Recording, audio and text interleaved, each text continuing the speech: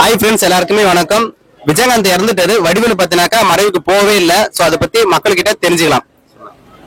வடிவேலா ஏங்க, வடிவேலுலாம் ஒரு ஆளாங்க சொல்லுங்க, அவனா ஒரு ஆளா? ஓ, நீ எப்படியா இருந்த?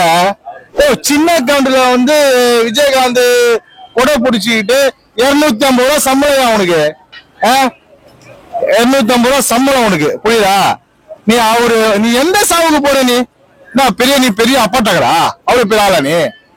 ஏன்னா அவன் மூஞ்ச வந்து 25 வருஷத்துக்கு முன்னாடி சினிமால பார்க்க முடியாது.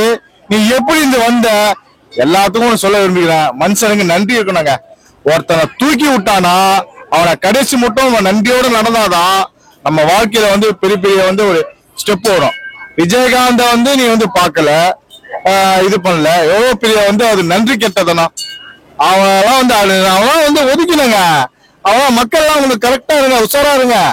இந்த மாதிரி போண்டாமணி எல்லாம் வந்து இறந்ததுக்கும் போல, விவேக் சாரு ஒரு மனிதனை அவருக்கும் போல. அப்ப என்ன பண்ணா, ஒட்டுமொத்த நடிகருங்க மக்கள் எல்லாம் வந்து அவன் சட்டோட போக கூடாது. ஓகேங்களா?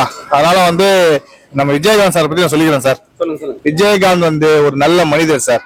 ஓகேங்களா? அவர் மட்டும் வந்து இருந்து, ஆனா மக்கள் வந்து நம்ம தாங்க தவறு பண்ணிட்டோம். கண்டிப்பா தவறு பண்ணிட்டாங்க.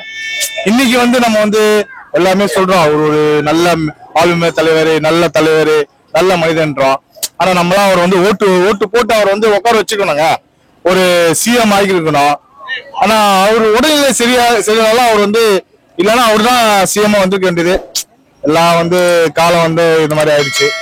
ஓகேங்க, அந்த மாதிரி விஜயகாந்த் மாதிரி இப்போ நான்லாம் அந்த மாதிரி வந்து எல்லாருக்கும் வந்து ஹெல்ப் பண்ணோம், எல்லாருக்கும் சாப்பாடு போகணும்னு சொல்லிட்டு நான் எல்லா வல்ல இறைவனை வேண்டிக்கிறேங்க.